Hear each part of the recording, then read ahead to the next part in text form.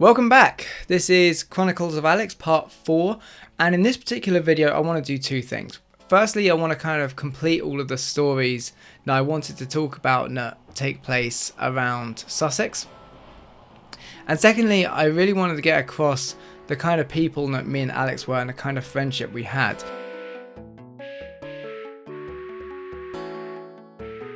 We were very flawed people, and we generally meant well and could be quite nice and quite good, but also we were very nitpicky and condescending and at times very, very toxic. But as bad as we could be to people outside of mine and Alex's friendship, we were even worse towards each other. And in particular, Alex always had this knack for being able to get under my skin and find particular things that he knew would be a sensitive topic to me.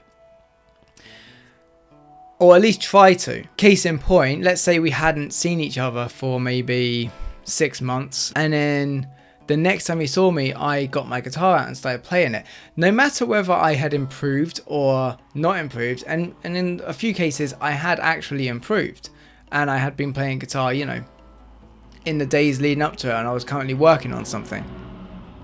He would always say, "Oh, you've got so much worse, like, oh, you're really bad compared to how I used to be." Even though when he first met me, I could barely play the damn thing. He would just say this just to kind of like neg you a little bit. And it was always when you spent a lot of time around him, or I say you, when I spent a lot of time around him, if it'd been a couple of weeks where we'd seen each other every day and then I played some guitar, he'd say, "Oh, you've gotten so much better." And it was this weird thing that he always did, and it really irritated me. But the one time that it really irritated me the most was when my dad and I were moving some furniture, either upstairs or downstairs in our own house. Now, I should mention, my dad and I were actually removal people at this time. We moved a lot of people's houses, and as much as my dad and I would really irritate each other and fight and get under each other's skin, we communicated really well when it came to this particular thing. We were very in sync with how to move fairly large pieces of furniture through tiny corridors and tiny doorways, and sometimes we managed what I can only describe as miracles when I look back on it. Anyway, in this particular case, we're moving like a sofa or a bed that's all in one piece up or down like our set of stairs in our house. Our stairs are fairly narrow. They're maybe like this, and there's a curve at the top, which is really awkward, and there's a banister in the way. It was just very irritating to move anything in that house. But we were very experienced with it. We were experienced with our own house. We were experienced with how to communicate and how to kind of eyeball and measure how things were going to go. So we know about it, and we know how irritating it's going to be, right? But we psych ourselves up and we go to do it, and we just know that it's going to be tough, but we're going to communicate, we'll get through it. What it doesn't help is to have someone like Alex standing at the bottom of the stairs, backseat driving the entire thing, and basically saying about how stupid we were and that we thought we could do it, and saying that we can't do it. You're going to break something. Oh, you've already broken this. We hadn't, by the way. We hadn't broken anything. We know exactly what we're doing. We're taking our time. But he was just trying to, for some reason, was in this funny mood that he had to say no, we were already failing when we knew we weren't. And this went on for like 5 minutes, and I'm knackered. My dad's knackered. We're sweating so much. We decide to just kind of park it on this corner while we figure out what the next step's going to be. And he's basically laughing at us at the bottom of the stairs. I'm at this point on the staircase itself, so he's right behind me. In that moment, when he's laughing at us, I just turn around. I know that the piece of furniture is wedged. I jump down like half the stairs, like 7 or so stairs. He's at the bottom of the staircase is our front door. I jump down the stairs, push him against the door, and just start pounding him on the arm. And I am basically in such a rage. I am looking to seriously hurt him, and he's just laughing the entire time. Like, it's not actually physically hurting him. I should mention that me and Alex weren't particularly strong people or bulky people. As I've already mentioned before, we were both very, very skinny. But he's just laughing the entire time. Until I say, get out, get the fuck out of here. I don't want to see you right now. Just get out, go back to your mum's. I don't know if he was currently in a rift with his mum, as he often was. But it was when I said, I don't want to see you, it was when he stopped laughing instantly and basically turned around, opened the front door and walked away. And he was visibly sobbing. And I don't think he even started walking away. He just kind of sat outside the front of our house and was really cut up about it. And I meant what I said at the time. I was so irritated. And it took me a good 20 minutes or so to calm down. But one thing I realised that day was, no, Alex was too close to me, I would say. Like, he was too attached. And I think that this toxic place that he would go to sometimes when he was interacting with me in particular, and this thing of trying to like always put me down, was part of how he felt attached to me. And it was very destructive a lot of the time.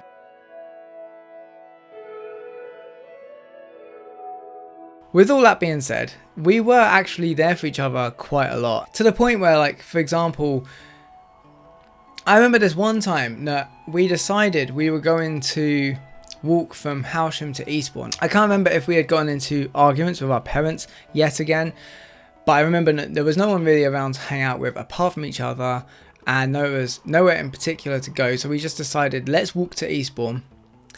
And at some point, without really having much of a conversation about it, we were of the mindset that we were going to walk along the main road, along the A22, a dual carriageway that separates Howsham and Eastbourne. And we were going to pick up all of the trash that we found, all of the rubbish. I remember it wasn't even that much of a conversation. I bent down, picked up like a crisp packet or a bottle, and then continued walking, bent down, picked another one up. Just stuff that people had thrown out their car windows or had maybe fallen out of like some bin lorry or whatever.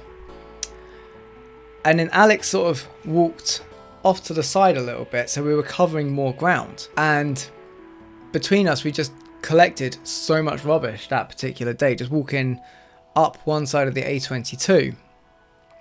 And we never actually made it to Eastbourne. We ended up hanging out in Polegate for the day, but the only reason we ended up going into Polegate instead was because we ended up with so much rubbish, just massive armfuls of rubbish, trying to hold on to it all, that we needed to get to just like a public bin and dump it all. And this wasn't the only time, actually. There was another time that Alex and I went on one of these kind of collections. But the other time, I remember this one was definitely following like an argument with one of our parents. In fact, it was in January, I think, or February. And because I remember how cold it was. And I kind of feel like it might have been the day after the time we stayed in Alex's attic overnight. We decided to walk around Howsham and try and make some money. And the way we were going to do this, being the, Romany gypsy that I am, the way that I know how to make money growing up was scrap metal. And what we did is we went around all of these skips. If you don't know what a skip is, I'll put one on the screen so you can see what I'm talking about. But we went around all of these skips where people had been doing renovations to their houses or maybe demolition jobs. And when people weren't looking, we kind of rummaged through them to see if there was any copper piping.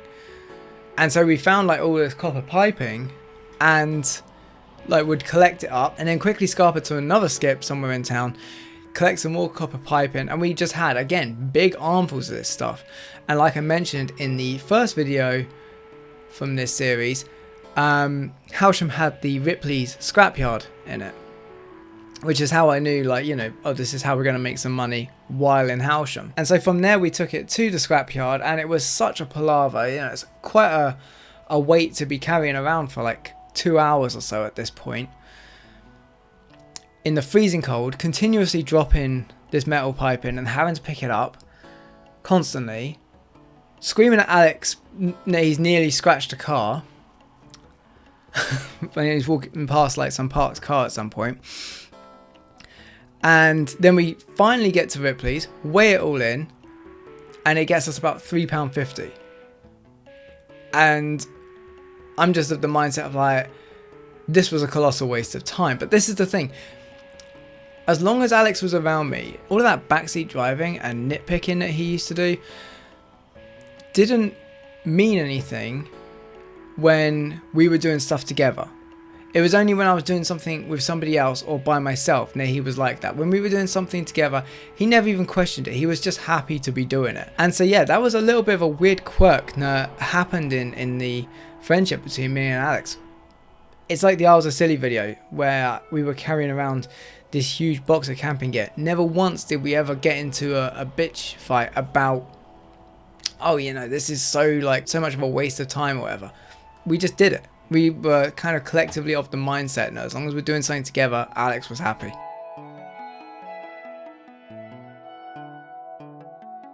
Now, I feel like I'm sitting here and bitching about kind of Alex's personality and how he treated me, but honestly, the guy was just kind of, I think he was just very dedicated to his friends. I don't think it was just me. Surely it wasn't just me. I think he must have been like this with other people. But one case that really kind of exemplifies how Alex could actually be a very good friend and look out for people was this one time when he introduced me to a friendship group of his in Eastbourne. Now, it's kind of strange because I was the oldest person on this particular night there. I think Alex had just turned 18 and I was 18 and then some, being the oldest one in the friendship group. All these other guys that Alex had made friends with were like 17-year-olds or maybe even 16-year-olds. So I remember we ended up going to this pub called the Crown and Anchor in Eastbourne, sort of near the seafront, near the pier, and being absolutely pissed off, like so pissed off, that I was the only person that night who couldn't get served. I'm out with these 16 and 17-year-olds and they're all getting like beer throughout the entire night. And they're laughing at me because I can't get served. I haven't got ID at this point. I didn't yet have my driving license or any other form of ID. And I'm just absolutely mortified and embarrassed. Now I'm having to be snuck beers under the table by 16-year-olds and 17-year-olds who are finding the whole thing absolutely hilarious. Anyway, at some point, they decide they want to go clubbing. Again, I have no idea if they ever managed to get in or not, but based on the fact they didn't even get ID'd for beer, I'm guessing probably. Alex goes off with them. My night vision is absolutely terrible, and I have actually managed to put away a few. So that doesn't really help matters. And I remember they kind of went off around the corner, and then I turned that corner and I couldn't find them anymore. Couldn't even hear them where they got to because it was kind of loud and there was a lot of music coming out of like various places. And then I get jumped. I get absolutely, I think the term is happy slapped. Someone jumps up, punches me really hard in the back of the head, and I go down to the floor. I remember sort of looking up, seeing these people laughing and running off around the corner, and then sort of blacking out. Coming to in the middle of a road in a side street in Eastbourne and realizing I'm completely on my own. I am pissed off, obviously. I'm embarrassed. The entire night has been a washout. I've been laughed at by 16-year-old kids who are getting served beer when I can't, and now I'm being just punched in the back of the head after losing my so-called friends for the night. And I decide to walk home. I decide, right, well, you know, I think I can definitely walk to Howsham. I can probably walk back to Heathfield. Like, I've done it before, I can do it again, even if it is like 1 or 2 in the morning. My phone has died. and there's no way of calling anybody. I get to Willingdon, which is just south of Polegate, and I'm kind of stumbling a bit, and I see a taxi. Basically, I wonder if the taxi driver, if he's heading that direction anyway, if he'd just drive me maybe in as much of the straight direction as he's going. I explained the situation to him. I haven't got any money on me. For some reason, I've got no money. And he takes me up on it. He sees that I'm upset, and he's like, look, I've got a kid about your sort of age. I'd feel terrible if I didn't help out. And he drives me and he drops me off at Alex's house. Like, it's completely out of the way of where he was going. I think he was just going back to his home in Polegate for the night, but he actually drives me back to Howsham and drops me off at Alex's, which is where I was meant to end up at the end of the night anyway. So maybe I was trying to walk back there actually. My mum, at some point, pulls up on Alex's driveway. My mum and my oldest sister, Sophie, who's younger than me, but my oldest of my sisters. And it turns out they've been freaking out. And the reason why is because Alex had actually not gone out clubbing with his other friends. As soon as he noticed that I wasn't anywhere nearby, he started freaking out. And he managed to get my parents on the phone, and apparently he was sobbing down the phone that like, something's happened to me, which I kind of had, but not like what he was describing or what my parents had imagined. It just so happens that on this very night that we were out and about, some guy had been, I think, pushed off or thrown off the top of the Atlantis nightclub that was on the pier. Because there was no like identification of it going on, but the news had kind of spread that this had happened, Alex and my mum had kind of assumed it was me. And Alex was not going to stop until he found out that I was safe and well. I think what then ended up happening was my mum takes me back home into Heathfield, and I call up Alex. I charge my phone and I text or call up Alex and let him know that I'm okay, and he's actually made it back to his house in Howsham, and now he's finally calm. Like, very all over the place kind of friendship.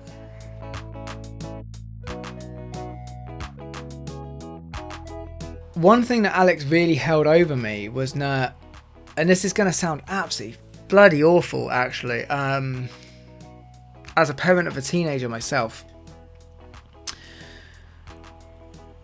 I really wanted to be, this is going to sound so stupid, I really wanted to experiment with drugs. That's the crux of it. When I was a teenager, I didn't want to get into anything like heroin, and I was actually scared of cocaine, which I know is really common now. But I really wanted to be that guy, and it might have been because of like a lot of the media, the stoner culture of the early 2000s was really, really strong. Like, the film Idle Hands was a favourite film of my mate Nick, and you know, you had Jay and Silent Bob and all that, so like stoner culture was really kind of in its prime in the early 2000s, and I bizarrely, as a 16-year-old, 17-year-old, 18-year-old, saw myself as one day being part of that. But I was always too kind of timid actually to ever source my own, let's say. So what I did for, I don't know, up until about 21 was sort of pilfer off my friends, particularly off like Nick, and I tried to pilfer off Alex. But Alex had this weird thing that none of my other friends did when it came to me in particular. Considering how his life ended up being, especially towards his later years, it kind of makes sense, but to me at the time it just felt like, who do you think you are? You know, you're not my parent. He would really, really try and steer me away from ever getting into any of this stuff. But there was this one time where he was like, right, I'm not going to introduce you to weed, Pricey. I'm not going to do it. I'm not going to give you weed. But what I have got, there was like a new kind of cannabis accessories shop that had just opened in Eastbourne. Again, sort of near the pier. But one of the things this shop sold was like these little red capsules you could take, which were designed to help people, I guess, who had like a marijuana addiction, to like kick the habit, so to speak. And so they had like some of the active ingredients, but like it wasn't going to be bad for you in any way, supposedly. And so he brought a bunch of these up to Heathfield for me and him to kind of share this one time. And I remember I don't remember if I had the caravan. I think I had the caravan, but for some reason we decided we were going to stay in the house that night. And I remember my parents went upstairs. We had downstairs to ourselves overnight. And he was like, oh yeah, like, here's yours. Cool. And I remember he was talking about how he had got really high and then gone to watch March of the Penguins in the cinema.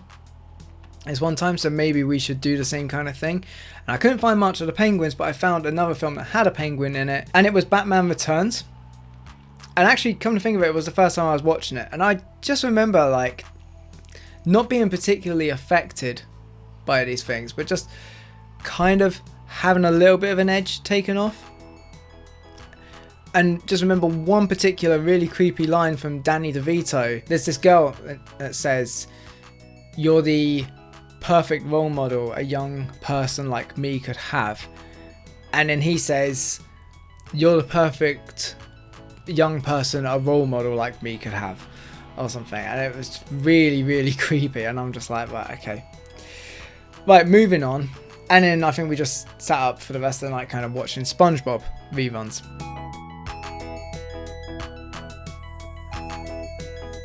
And speaking of like taking stuff and doing really random acts, there was this one time, now this must have been, I must have been considerably older here, because at this point I was doing like a DJing business, me and my dad were, for like kids' birthday parties and weddings and stuff like that. I'm literally about to head out the door, and it must be a kids' party because it's about 2 or 3 o'clock in the afternoon.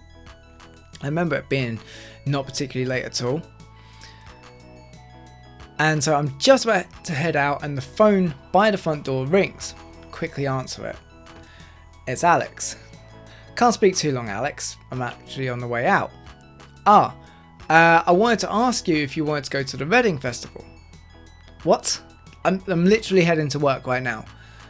When? Like, I know that it's on this weekend, but like, what time are you thinking? Well, I was thinking today. Yeah, like I said, I'm heading out right now, so like, basically no, just find someone else to go with. It'd be fine. And so I don't even know like how he'd got these tickets and they were going to get him into the Reading Festival for like 2 days, 3 days. And I don't even know if he ended up going in reality, but he would tell me that he did. And he would tell me that he had gone there, got really high and wasted, and ended up with like a cartoon sheep tattooed on his butt cheek. I can't say that I've ever seen Alex's butt, but if anybody can verify if this was actually true or not, please let me know in the comments. But yeah, that's just about all the stories I have, I think now, unless more come to mind, that took place in and around Sussex. In the next couple of videos that I'm going to do in this series, I want to talk more about a time that I went to visit him in Northampton, and we got up to various hijinks there. And then I really want to get into kind of his life in London, which may actually be where he was calling me from when he said he wanted to go to the Reading Festival, because that's not too far out. I hope I haven't missed anything, but if you know that I have, or you just have something that you want to say about any of these particular stories, then do please let me know in the comments. Feel free to like the video if you like hearing about these crazy escapades and hijinks that I got up to in my teenage years. And please subscribe for more sort of general wafflings about my life and what's going on and things that I got up to when I was younger, as well as discussions on music. Now I've got quite a lot of those coming up, and any retro gaming that I might get up to. And until next time, have a good one.